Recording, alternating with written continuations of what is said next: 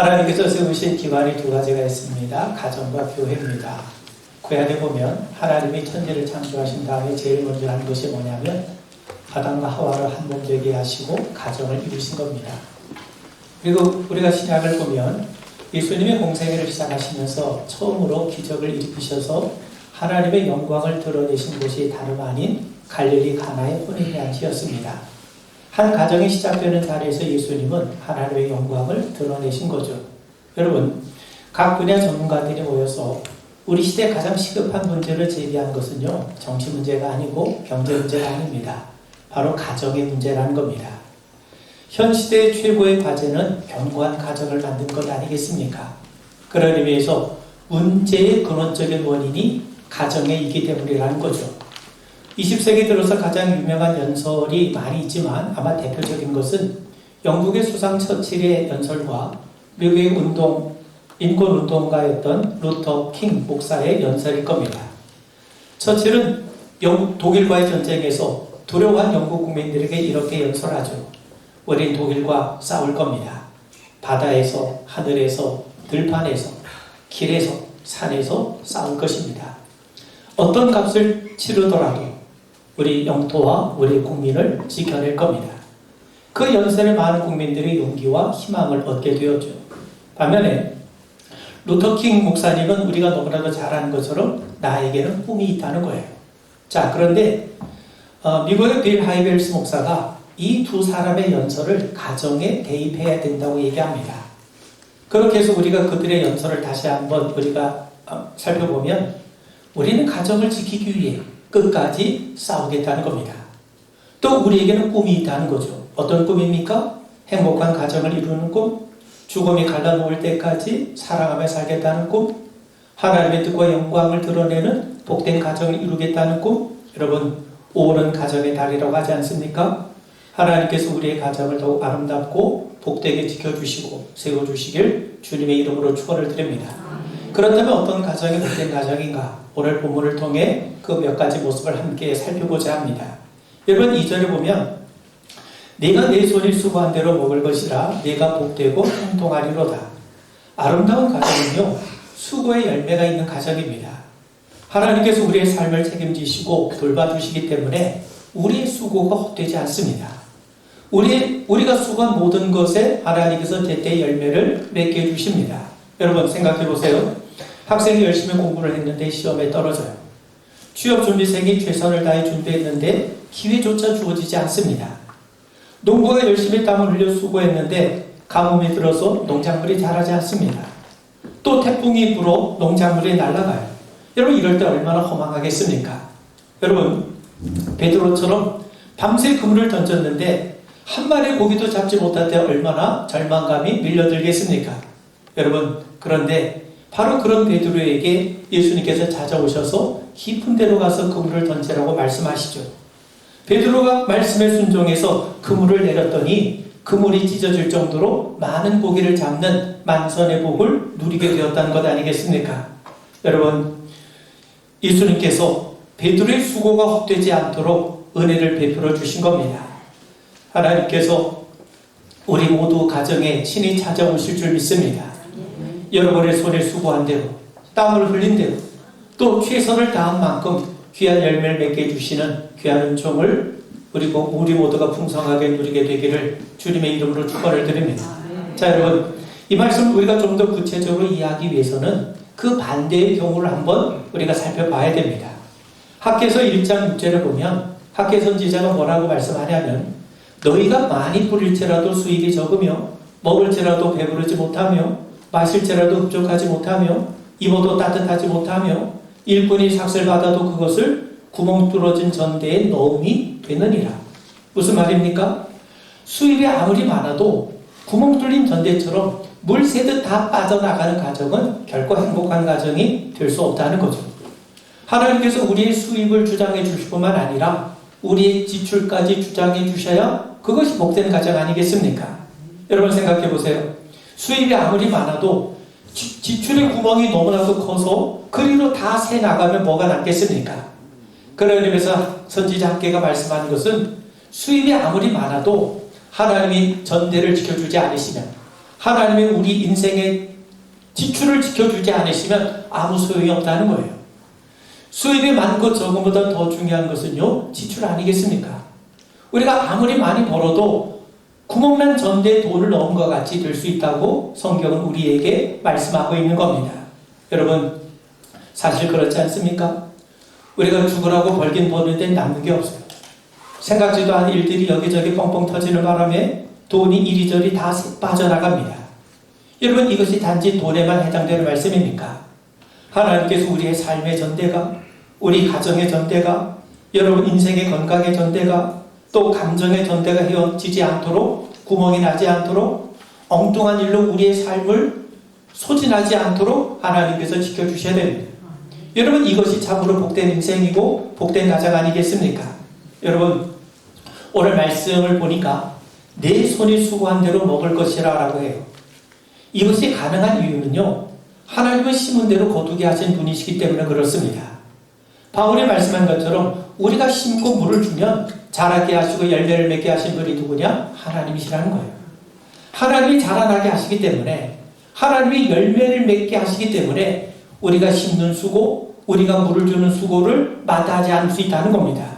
여러분, 우리가 잘 이해해야 될 게 뭐냐면, 우리가 구원을 받는 건 전적으로 하나님의 은혜입니다. 우리가 심은 대로 거두는 게 아니에요. 만약 우리가 심은 대로 거둔다면 우리가 구원을 얻을 만큼 도대체 어떻게 선을 심을 수 있겠습니까? 그러면서 구원의 영역에서는 전적으로 은혜의 법칙이 작동이 됩니다. 우리는 철저하게 우리 수고와 노력이 아니라 하나님의 은혜로 구원을 맛보게 되고 구원을 누리게 되는 거죠. 자, 그런데 우리가 사는 세상에서 형통하기 위해서는요, 반드시 심은 대로 거둔다는 사실을 아셔야 되는 거예요. 하나님이 지으신 이 창조 세계에서는요, 하나님께서 심은 대로 거두는 역사를 펼쳐가십니다. 내가 콩을 심었다고, 내가 콩을 심고 팥을 원한다고 해서 절대로 그 콩나무가 팥을 우리에게 내어주지 않는 것 아니겠습니까? 자, 그런 의미에서 여러분, 구원은 하나님의 은혜로 됩니다. 전적으로 은혜의 법칙이 작동이 됩니다. 그러나 우리가 이 세상에 사는 숱한 여러 많은 삶의 형통의 문제에 있어서 반드시 하나님이 심은 대로 거두게 하신다는 사실을 우리가 믿으셔야 됩니다.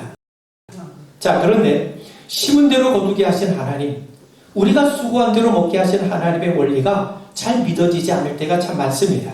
생각해 보세요. 농사는 심으면 거두는 시간이 정해져 있어요. 대부분 봄에 심으면 가을에 열매를 거두게 마련이죠. 그래서 농부는 씨를 봄에 씨앗을 뿌리고 수고의 땀을 흘릴 수 있는 겁니다. 왜? 가을이면 거둔다는 걸 알고 있기 때문이죠.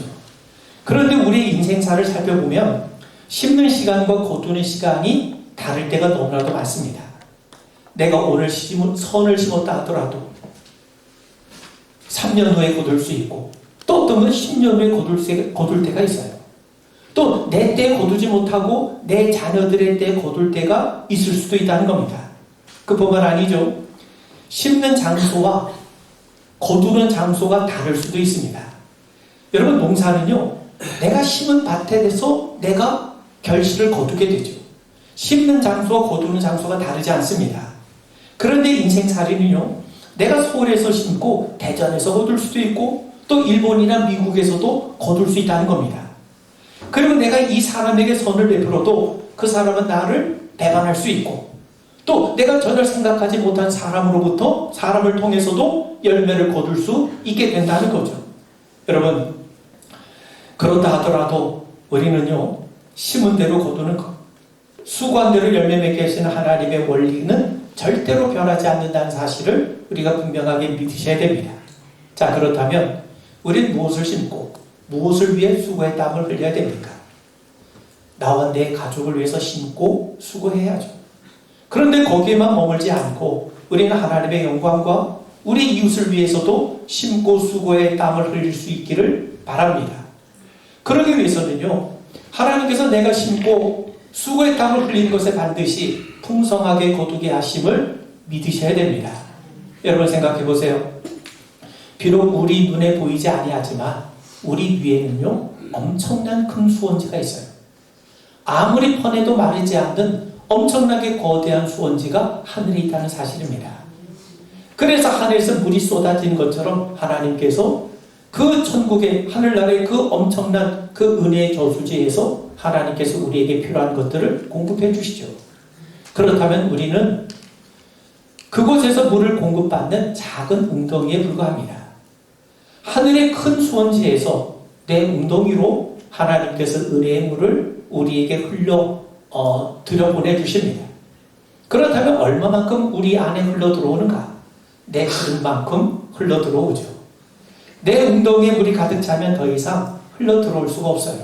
그런데 내가 내 물을 흘려보낸 만큼 하나님께서 채워주십니다. 그리고 내가 흘려보낸 물이 어떤 일을 했는지 그 결과는 모두 하나님 앞에 내 상급으로 쌓여지게 되는 겁니다. 여러분, 내가 흘려보내면 하늘의 수원지에서 하나님께서 하나님의 복을 우리에게 흘려보냅니다. 내가 더 이상 흘려보내지 않으면 하늘의 수원지에서도 더 이상 흘러 들어오지 않습니다. 그러므로 하늘의 수원지를 막은 것은 하나님이 아니라 바로 내가 막은 거예요. 하나님의 복을, 하나님의 은혜를 우리가 막은 것은 하나님이 우리에게 복을 주시지 않는 것이 아니라 내가 그걸 스스로 가로막는 거예요. 왜? 내 안에 이미 가득 채워져 있기 때문에 하나님이 주시고 싶어도 더 주실 수가 없는 거죠. 주셔서 내가 받을 수 없는 것 아니겠습니까? 그런 의미에서 여러분, 내가 내 인생의 공급자라면, 내 웅덩이에 있는 것이 전부라면, 내가 심고 수고한 것으로 내가 산다고 여기면 내가 베풀수록 수고할수록 내 웅덩이는 말라 버릴 것 아니겠습니까? 그렇게 되면 물을 나눠주기가 쉽지 않죠. 믿음이 없는 눈으로 보면 세상이 다 그러합니다. 그래서 내 물이 새어나가지 않도록 사람들은 벽을 만들고 움켜쥐고 누가 빼앗을까봐 걱정하며 살아가는 것 아니겠습니까? 내 사실은 그 반대입니다. 여러분, 우리 교회는 무한한 수원지가 있어요. 내가 흘려보낸 만큼, 아니 그보다 더 풍성하게 내 웅덩이를 채우신 하나님이 계심을 분명하게 믿게 되길 바랍니다. 여러분, 하나님께서 왜 우리에게 돈을 주십니까? 하나님께서 왜 우리에게 필요한 걸 공급해 주십니까? 왜 하나님께서 우리의 수고의 열매를 맺게 하시는 겁니까? 왜 하나님께서 우리에게 넘치도록 복을 허락하시는 겁니까? 우리가 먹고 살려고 주시는 거죠. 우리의 가정, 우리의 자녀들 잘 양육하고 돌보게 하시기 위해서 주시는 거죠. 근데 여기만 머물지 않습니다. 내가 하나님과 이웃을 위해서 더 선한 일을 할 수 있도록 하나님께서 허락하시는 거예요. 그런 의미에서 우리가 하나님의 영광과 우리 이웃을 위해서 우리가 더 많이 수고의 땀을 흘리면 흘릴수록 하나님께서 우리의 그릇을 넓히셔서 더 크고 풍성한 은혜를 채워주신 것을 우리 분명하게 믿으셔야 됩니다. 여러분, 우리 삶의 근원, 우리 가정의 근원은 우리가 아닙니다. 하나님의 근원이심을 믿으시길 바랍니다. 그러므로 하나님께서 우리를 사랑하시고 가정을 허락해 주셨으며 우리의 가정을 지켜주실 것을 굳게 믿게 되길 바랍니다. 우리가 심고 수고한 대로 열매 맺게 하시고 거두게 하신 분이 하나님이심을 믿으세요. 그런 가정이 참으로 복된 가정 아니겠습니까? 또 3절에 보시면 내 집 안방에 있는 내 아내는 결실한 포도나무 같으며 행복한 가정은요, 아름다운 부부관계가 이어지는 가정이에요. 아름다운 부부관계라는 게 뭡니까? 남편과 아내가 서로에게 위로가 되고 기쁨이 되는 관계죠. 아내 때문에 남편이 살아요. 남편으로 인해서 아내가 행복해지는 관계입니다. 창세기 표현대로 말씀하면 내 뼈 중에 뼈요 살 중에 살이라 부를 수 있는 관계죠. 바울의 표현대로 하면 그리스도께서 교회를 위해 죽으신 것처럼 남편은 아내를 사랑하고 또 교회가 그리스도에게 복종하는 것처럼 아내는 남편에게 순종하는 관계 아니겠습니까? 한마디로 말하면 남편에겐 아내가, 아내에겐 남편이 최고로 소중하고 생명과 같은 그런 존재로 여겨지는 관계, 그 관계가 참으로 아름다운 관계 아니겠습니까? 서로 사랑하는 어떤 부부가 있었어요. 근데 그만 아내가 병들어서 죽게 됩니다. 아내는 죽기 전에 남편에게 이렇게 고백을 해요. 여보, 나는 지금까지 세 남자를 사랑했고 그 세 남자 모두를 내 생명보다 더 소중하게 여기며 살아왔다는 거예요. 그런 뜻밖의 고백을 든 남편은 다소 놀란 표정입니다. 아내는 이어서 이 말을 한 다음에 세상을 떠났는데 아내가 얘기를 해요. 내가 첫 번째로 사랑했던 남자는 어릴 적에 우리 옆집에 살았던 오빠였다는 거예요. 그리고 두 번째 사랑했던 남자는 같은 대학에 다니면서 공부했던 선배였다는 겁니다. 그리고 세 번째 사랑한 남자가 바로 내 남편이 된 바로 당신이라는 거죠. 나는 이 세 남자 모두를 지극히 사랑했고 그 사랑으로 인해서 비록 짧은 삶을 살다 가지만 참 행복한 삶을 살았다고 고백을 합니다. 그러나 남편이 그 아내의 말을 듣고 한없이 서럽게 웁니다. 왜냐하면 아내가 사랑했던 세 남자는 모두 남편인 자신을 가리키는 말이었기 때문에 이 남편은 그 아내 어릴 적 옆집에 살았던 오빠였고 대학교 선배였고 또 지금의 남편이었기 때문인 거죠. 얼마나 아름다운 부부의 모습입니까? 반면에 성지 이스라엘을 순례하던 부부가 있었어요. 근데 순례를 하던 중에 아내가 갑자기 심장마비로 죽게 됩니다. 그러자 장의사가 남편에게 말하죠. 한국으로 본국으로 시신을 울고 하려면 3만 달러가 들고 여기 성지에 매장을 하면 1,000달러밖에 들지 않는다는 거예요. 남편은 곰곰이 생각하더니 본국으로 데려가서 장례를 치르겠다는 겁니다. 그 장의사가 묻죠. 아니 여기서 매장하면 1,000달러밖에 들지 않는데 왜 3만 달러 큰 돈을 들여서 본국으로 가려고 합니까? 그래서 그 남자가 하는 얘기가 제가 알기로는 2000년 전에 한 사람을 여기에 묻었는데 사흘 만에 다시 되살아났다고 하는 소문을 들었다는 겁니다. 내게 그런 일이 또 일어나면 어떡하냐는 거죠. 그래서 아내가 부활할까봐 겁을 먹고 본국으로 데려가서 장례를 치렀다는 겁니다. 자 여러분, 아름다운 부부관계는 좋은 배우자 만난다고 저절로 되는 게 아니죠. 남편이 좋은 남편이 되는 데 힘써야 하고 아내 역시 좋은 아내가 되려고 애쓰는 데서 이루어지는 겁니다. 우리가 사는 인생은요 광야와도 같아요. 근데 광야에서 가장 중요한 게 뭡니까? 오아시스죠. 그걸 위해서 가정은 광야 같은 세상의 오아시스와 같은 곳입니다. 그런데 여러분, 오아시스에 샘물이 흐르지 않는다면 어찌 그곳에서 쉼과 안식을 누릴 수 있겠습니까? 그래서 여러분, 인생이 광야와 같다면 우리의 가정은 오아시스와 같아요. 그리고 그 부부관계는요, 그 오아시스 안에 있는 샘물과도 같습니다. 샘물을 마시면서 쉼과 세임을 얻는 것처럼 남편은 아내에게서 또 아내는 남편에게서 쉼과 세임을 얻어야 됩니다. 오늘 본문에 보시면 아내를 결실한 포도나무 같다고 합니다. 물론 이 말은 남편에게도 해당되는 말입니다. 부부는 서로에게 포도나무 같은 존재예요. 여러분, 이스라엘 백성들에게 포도나무는 하나님의 축복을 상징할 뿐만 아니라 하나님이 주신 기쁨을 나타냅니다. 그들은 기쁠 때 포도주를 마시면서 기쁨을 배가했고 또 슬프고 어려울 때 포도주를 마시면서 위로를 받습니다. 그리고 아플 때는요 포도주를 상처 부위에 바르면서 치료제로도 사용했어요. 그러므로 아내가 포도나무 같다는 것은 바로 아내가 하나님이 주신 복이요 기쁨과도 같은 존재라는 거죠. 기쁠 때나 슬플 때나 아플 때나 건강할 때나 어떤 경우에서도 늘 한결같은 동반자로 허락해 주신 선물이 바로 우리 인생의 배우자인 겁니다. 그렇다면 여러분, 왜 많은 나무 가운데 하필이면 포도나무에 비유했습니까? 생각해 보세요. 포도나무 열매는 탐스럽고 아름답게 보이지만 줄기는 볼품없이 길고 가늡니다. 그런데 그런 줄기에 탐스러운 아름다운 열매가 주렁주렁 열리게 되죠. 근데 여러분, 포도나무에는 한 가지 중요한 특징이 있는데 반드시 누군가의 도움을 받지 않고는 절대로 열매를 맺을 수 없다는 겁니다. 포도는 우리가 잘 아는 것처럼 넝쿨과 식물이기 때문에 기둥이나 담벼락 같은 것이 있어야 그걸 타고 올라가서 나무와 줄기가 자라면서 열매를 맺게 되는 거죠. 기둥이 없으면 줄기는 올라가지 못하고 땅에 닿게 돼요. 그러면 열매를 맺을 수가 없는 것 아닙니까? 그리고 이 얘기를 들어보면 제가 강화에서 목회했는데 강화는 포도 산지 아닙니까? 근데 그분들이 이렇게 보면요, 이 포도 모든 그 과일 나무 가운데 가장 인간의 수고가 많이 들어가는 이 나무가 포도나무라는 거예요. 때마다 잔가지 쳐줘야죠. 그리고 1년에 적어도 6번 정도는 농약을 쳐줘야죠.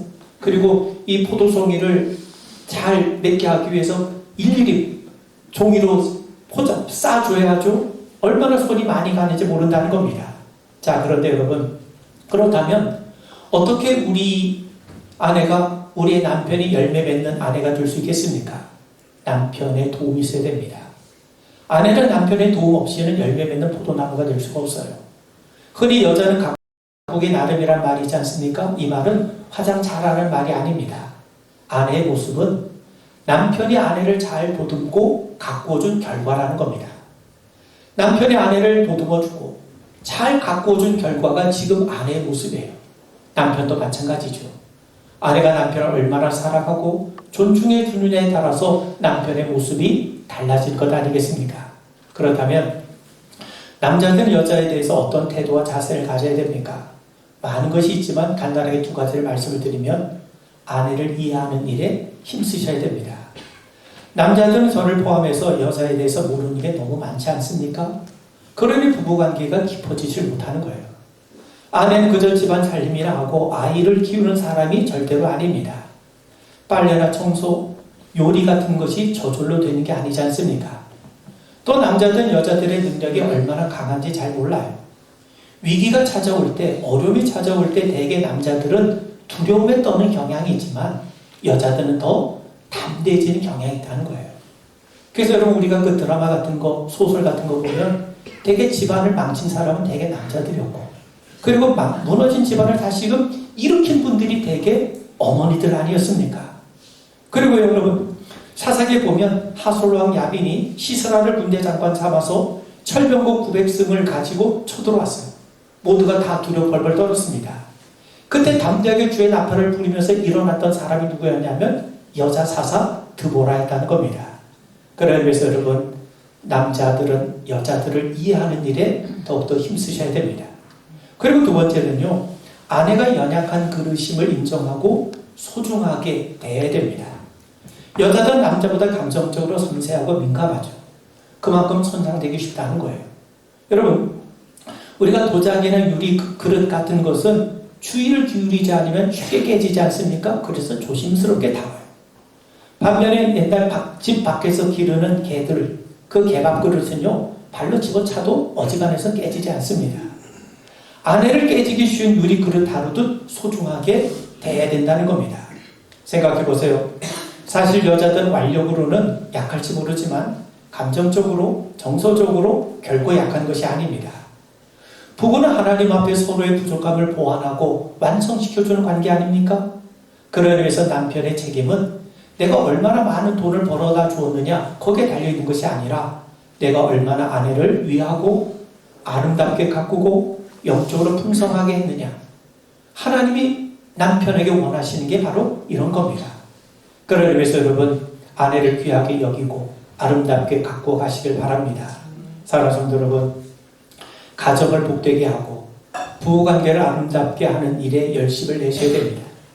행복은 거저 주어지는 것이 아니라 우리 모두가 적극적으로 참여해서 만들어가야 됩니다. 아무것도 하지 않고 가만히 있으면 관계는 식상해지게 되어 있고 가정은 황폐해져 갑니다. 부지런히 움직이셔야 됩니다. 복된 가정, 행복한 부부관계를 위해서 수고의 땀을 흘리셔야 됩니다. 수고한 대로 결실을 맺게 하시는 하나님이 계심을 믿으셔야 됩니다. 하나님께서 내게 가장 잘 어울리고 나를 가장 행복하게 할 사람으로 내 인생의 배우자를 허락해 주셨다는 사실을 우리 분명하게 믿으시고 그 관계를 잘 개발해 나가게 되길 바랍니다. 요한일서 4장 8절을 보면 하나님은 사랑해야 될 대상을 찾아 헤매지 않으시고 사랑할 대상을 만드셨어요. 우리가 바로 그런 사람이에요. 하나님 사랑의 대상자로 지음을 받은 겁니다. 하나님은 자격 있는 자를 사랑하신 게 아니라 그를 사랑하심으로 자격 있는 자로 만들어 가세요. 사랑하면 자격 있는 자가 되는 것 아닙니까? 우리도 마찬가지죠. 내가 누군가를 사랑하면 그는 사랑받을 자격이 있는 자가 되는 겁니다.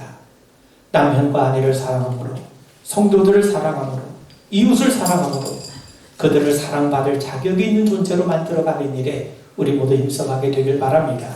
마지막으로 3절 하반부에 보시면 내 식탁에 둘러앉은 자식들은 어린 감람나무 같으리로다. 감람나무는요, 여기서 기름을 짜서 왕이나 제사장 선지자를 세울 때 기름을 부어서 성별해요.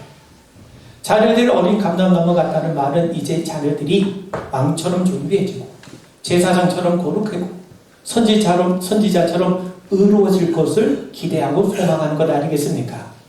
왕이나 제사장, 선지자들은 얼마나 존귀한 자들입니까? 모두 하나님의 영광을 위해 부름받은 사람들 아닙니까? 여러분, 우리의 자녀들이 하나님을 믿고 그분의 자녀들이 되는 것만큼 복된 일이 어디 있겠습니까? 여러분 생각해 보세요.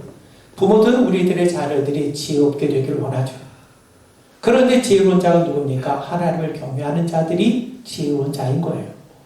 그래서 우리의 자녀들이 지혜의 극치이신 예수님을 영접하고 주님의 부르심에 응답하며 살아가는 것, 그것을 소망하고 그를 위해서 힘써가는 것은요, 우리 부모에게 대단한 소명이기도 하고 기쁨이 되는 겁니다. 여러분, 이스라엘 백성들의 부모의 가장 큰 사명은요, 자녀들에게 하나님 가르치는 겁니다. 하나님 경외하고 하나님을 바로 섬기는 자녀가 되게 하는 것이 부모의 소원이에요. 그렇다면 우리는 과연 어떻습니까? 우리 자녀들에게 하나님을 가르치고 있습니까? 하나님을 섬기는 법을 가르치고 있습니까? 하나님을 경외하는 자녀가 되기를 간절히 바라고 있습니까? 행여 세상적으로 성공하고 출세하는 데에만 관심을 갖고 있는 것 아닙니까? 여러분, 유대인들은요, 장사를 잘하죠. 그들은 돈에 대한 지식이 굉장히 탁월합니다. 그런데 이 유대 사람들은 자녀들이 어릴 적부터 말씀을 통해서 돈에 대해서, 재물에 대한 교육을 가르친다고 그래요. 그런데 여러분, 그들이 돈에 대해서 자녀들에게 가르칠 때 제일 먼저 가르치는 게 뭐냐면 돈의 한계라는 겁니다.